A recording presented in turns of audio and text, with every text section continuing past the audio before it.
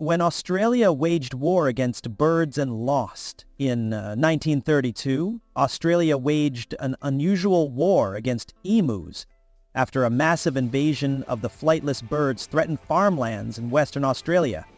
The emus, migrating after breeding, ravaged crops, prompting farmers to seek government assistance.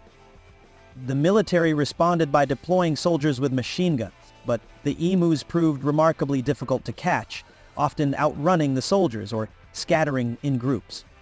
Despite several attempts, the emus prevailed, with the military failing to control their numbers. The operation ended in ridicule, and the emus ultimately won the battle, highlighting the challenges of human intervention in nature. If you liked our informative videos, then please subscribe my channel Era Vast.